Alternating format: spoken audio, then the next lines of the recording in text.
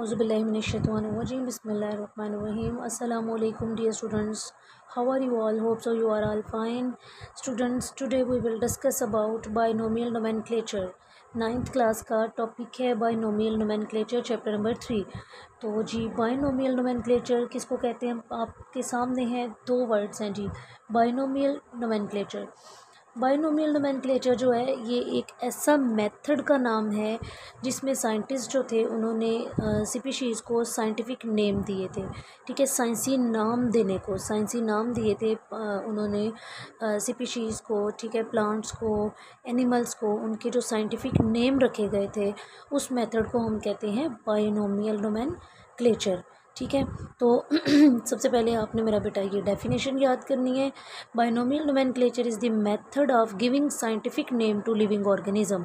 ठीक है, binomial nomenclature एक ऐसा मेथड है जिसमें हम लिविंग ऑर्गेनिज्म को साइंसी नाम देते हैं।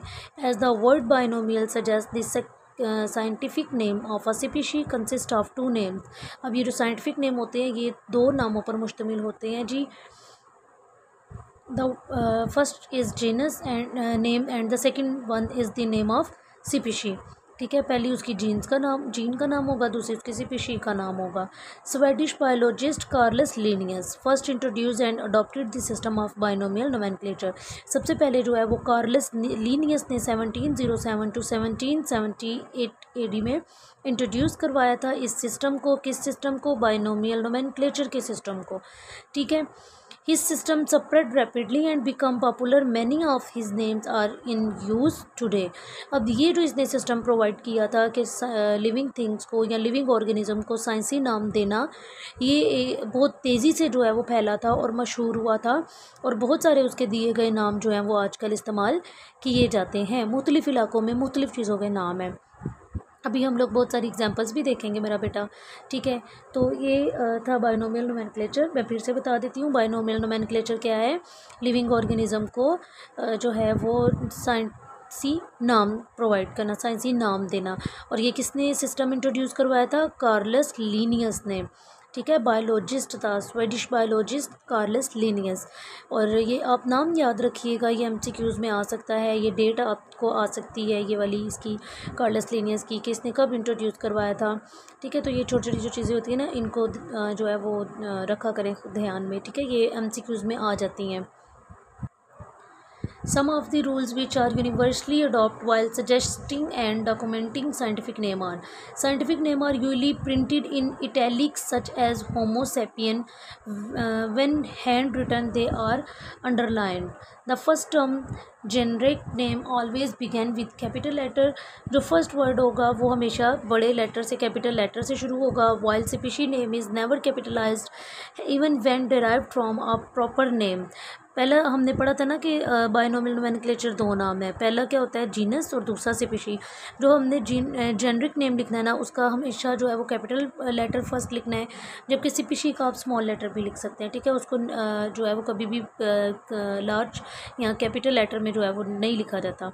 The scientific name is generally written is full when is it first used, but when several species from the same genus are being listed it may then be abbreviated by just using an initial for genus। for example Escherichia coli becomes E. coli।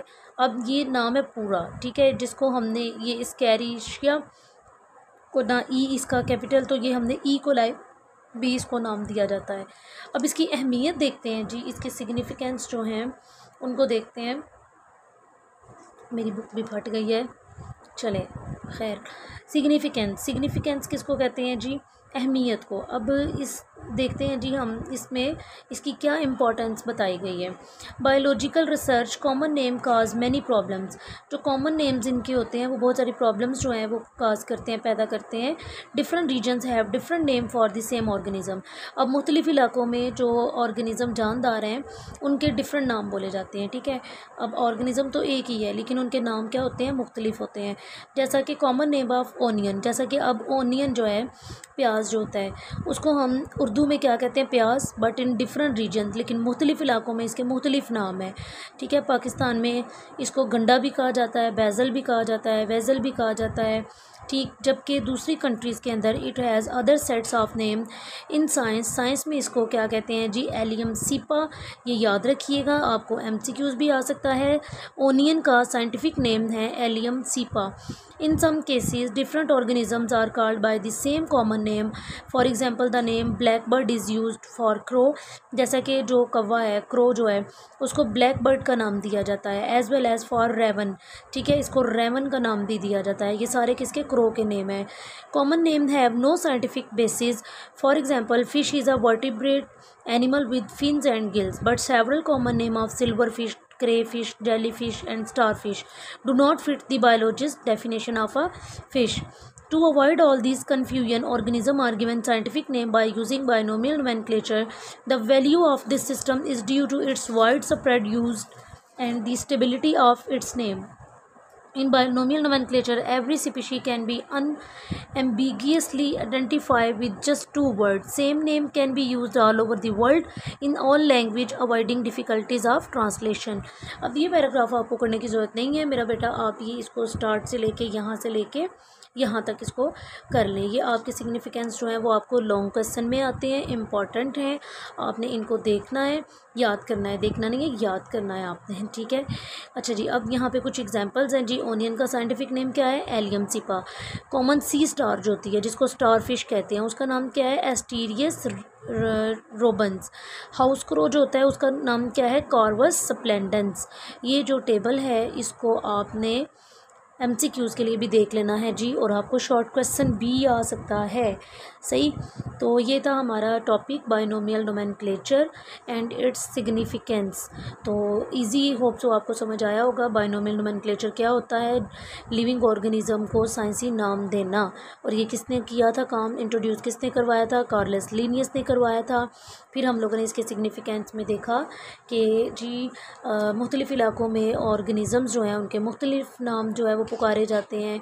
यहाँ पे उन्होंने मेरा बेटा आपको onion की जो है वो एग्जांपल दी है कि ओनियन को जो है पाकिस्तान में उर्दू में प्याज, गंडा, बैज़ल, वेज़ल के नाम से पुकारा जाता है, जबकि दूसरे इलाकों में इसको मुख्तलिफ़ कंट्रीज़ के अंदर एलियम सीपा भी पुकारा जाता है। फिर सेकंड एग्जांपल हमने क्रो की देखी कि क्रो को ब्लैक बर्ड और रेवन भी कहा जाता है।